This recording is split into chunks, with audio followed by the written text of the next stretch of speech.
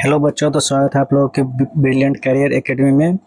तो आज हम क्लास 10th का ऑब्जेक्टिव भूगोल का करेंगे, भारत संसाधन उपयोग का और कृषि का। दो चैप्टर का आज ऑब्जेक्टिव करेंगे। टॉप 50 भी है वन लाइनर में। तो चलिए देखते हैं क्लास को। पहला क्वेश्चन कहता है कि संसाधन क्या है। वे पदार्थ जो मानव की आवश्यकताओं को पूर्ति करता हो उसे संसाधन कहेंगे। संसाधन किसे कहेंगे? शॉर्ट में वह पदार्थ जो मानव की आवश्यकताओं की पूर्ति करता है उसे संसाधन कहेंगे।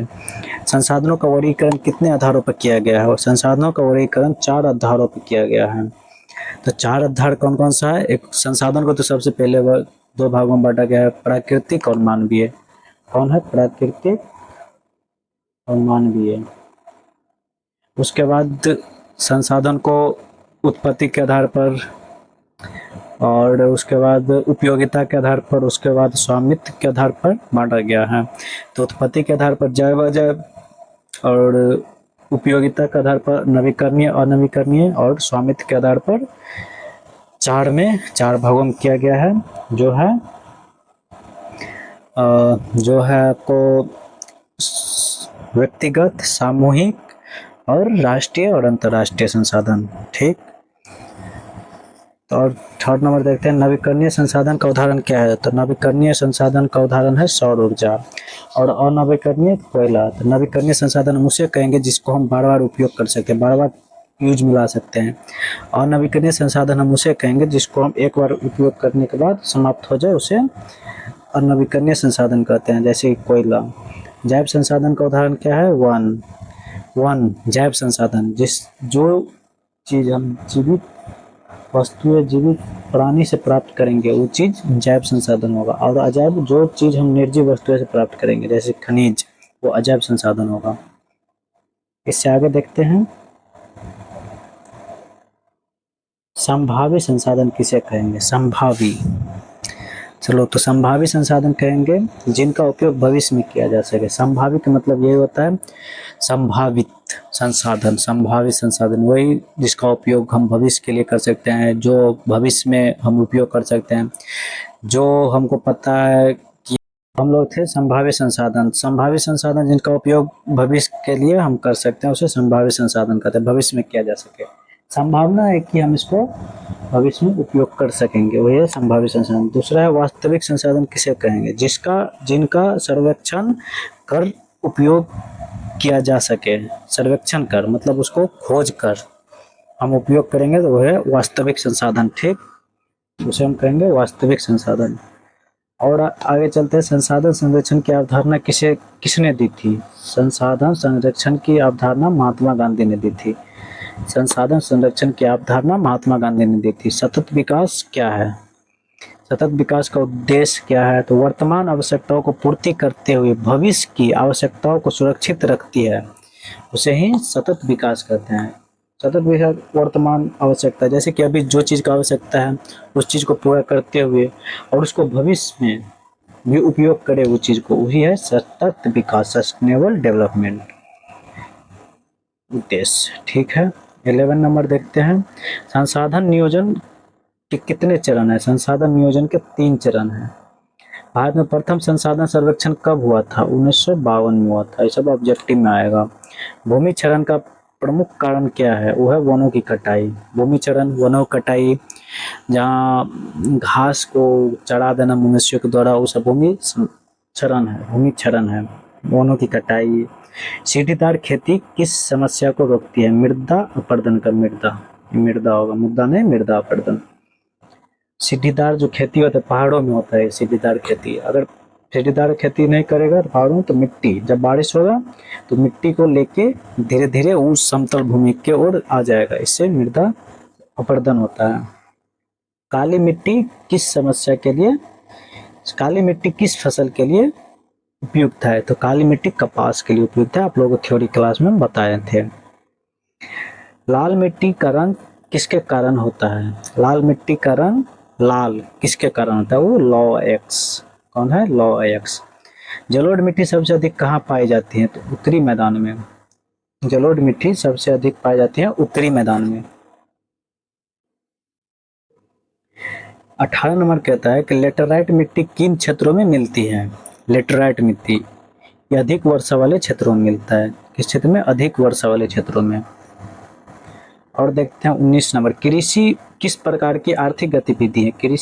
कृषि प्राथमिक आर्थिक गतिविधि है। प्राथमिक कृषि, हम लोग थ्योरी में भी पढ़ चुके हैं कि भारत एक कृषि प्रधान देश है, इसीलिए कृषि प्राथमिक गतिविधि है। ठीक। 20 देखते हैं, भारत की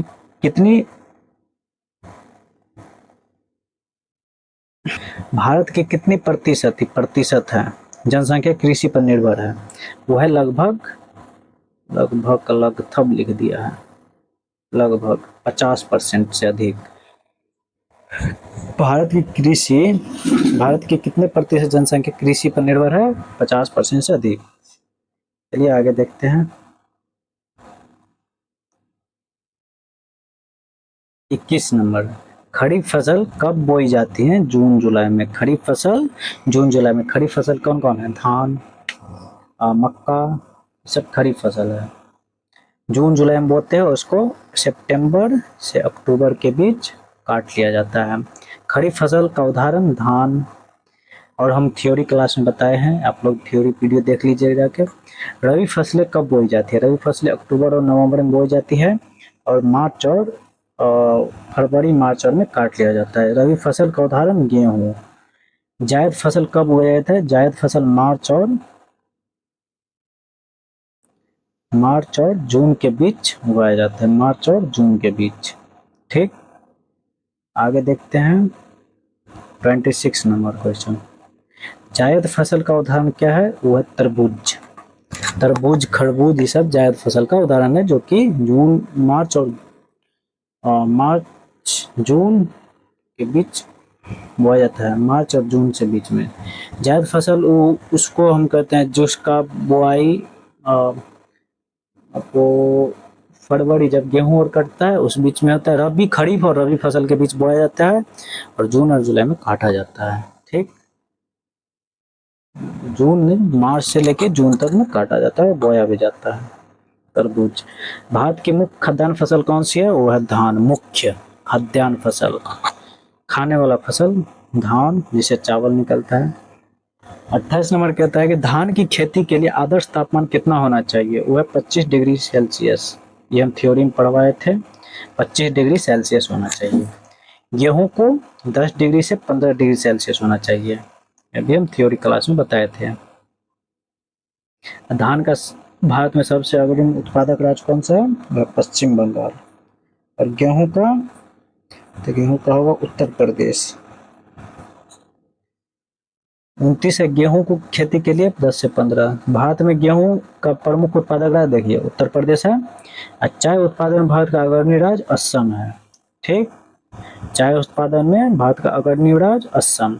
कॉफी उत्पादन का प्रमुख राज्य कौन है? वो है कर्नाटक। कॉफी उत्पादन का प्रमुख राज्य कौन है? कर्नाटक। गन्ना किस प्रकार का फसल है? गन्ना है नकदी फसल। कौन सा है? नकदी फसल। भारत की प्रमुख रेशेदार फसल कपास। प्रमुख जूट भी है। जूट उत्पादन में अग्रणी राज्य बोले हैं पश्चिम बंगाल। आगे ऊपर में बताए थे, क्वेश्चन भी आ गया है, लिख लीजिए ये सब आप लोग। 36 नंबर क्वेश्चन कहता है, दलहन फसलें मिट्टी की उर्वरता कैसे बढ़ाती है? नाइट्रोजन को स्थिरीकरण करके। यह स्थिरीकरण, गलती है, स्थिरीकरण होगा। दलहन फसलें मिट्टी की उर्वरता कैसे बढ़ाती है? तो नाइट्रोजन को स्थिरीकरण करके, मतलब अपने अंदर दलहन जो फसलें होते हैं ना, उसका जो जड़ होते हैं, तो मिट्टी में नाइट्रोजन को स्थिर करता है वायुमंडल से लेके। 37 को होता है, तिलहन फसल का उदाहरण क्या है? तिलहन फसल का सरसों। हरित क्रांति का संबंध किस फसल से है? गेहूं। और हरित क्रांति का जनक विश्व में, नॉर्मल बोर्ड लोग बताए थे कल के ऑब्जेक्टिव क्लास में, वन लाइनर था। और भारत में MS स्वामीनाथन। 39 भारत में हरित क्रांति के जनक MS स्वामीनाथन है। चलो आगे देखते हैं, श्वेत क्रांति का संबंध किससे है? श्वेत क्रांति का संबंध वो है दूध उत्पादन से, श्वेत क्रांति। पीली क्रांति का संबंध किससे है? वो है तिलहन। एक क्वेश्चन 41 में छूट गया था। श्वेत क्रांति का जनक वर्गीज कुरियन को कहते हैं। कौन है श्वेत क्रांति के जनक? वर्गीज कुरियन। 43 नंबर कहता है कृषि का आधुनिकरण किससे संभव है? उन्नत बीज, सिंचाई, उर्वरकों से। थ्योरी क्लास में बताए थे कृषि का आधुनिकरण किससे संभव है? तो उन्नत बीज चाहिए उसके लिए। जो पहले के ज़माना में पारंपरिक धान के बीज रखा जाता था, आज जो जिस साल धान को उपजा लेता थोड़ा रख दिया जाता था कि अगले साल भी यही बोएंगे, तो उसके कारण ना फसल उत्पादन में कमी आई थी। तो इसी में उन्नत बीज चाहिए, सिंचाई अच्छा चाहिए, उर्वरक भी अच्छा चाहिए, रसायन उर्वरक होता है, रसायन नहीं और जैव उर्वरक, ये सब अच्छा चाहिए। 44 नंबर क्वेश्चन कहता है कि भारत में सिंचाई का सबसे प्रमुख साधन क्या है? वो है नलकूप। प्रधानमंत्री कृषि सिंचाई योजना कब शुरू हुई थी? 2015 में। जैविक खेती में किसका उपयोग नहीं किया जाता है? रासायनिक उर्वरकों का जैविक खेती में नहीं किया जाता है। यूरिया, डीएपी ये सब नहीं डाला जाता है। इससे ना खेती फसल का उपज बहुत कम हो चुका है रासायनिक उर्वरक से। मिश्रित खेती किसे कहते हैं? जिसमें फसल उत्पादन पशुपालन के साथ साथ करना। मिश्रित खेती हम उसे कहेंगे जिसमें फसल उत्पादन और पशुपालन के साथ साथ करते हैं, उसे ही कहते हैं मिश्रित खेती। आगे कहते हैं बागानी कृषि का उदाहरण क्या है? वो है चाय बागान में उगाया जाता है, जो कि चाय भारत में कौन सा राज्य में अग्रणी है? तो असम। 49 कहता है कृषि की उत्पादकता बढ़ाने के लिए सबसे आवश्यक तत्व वो है सिंचाई। बिहार की प्रमुख खाद्यान्न फसल धान। तो चलो बच्चों, तो आज की क्लास को हम यहीं पे समाप्त करते हैं। आप लोग इस चीज़ को एक बार नोट कर लीजिएगा, जो कि मोस्ट इम्पोर्टेंट है क्वेश्चन, जो बिहार बोर्ड में आप लोगों को देखने को मिल सकता है 2027। तो वीडियो कैसा लगा तो आप लोग ज़रूर कमेंट में बताइएगा और लाइक सब्सक्राइब जरूर कीजिएगा इस वीडियो को।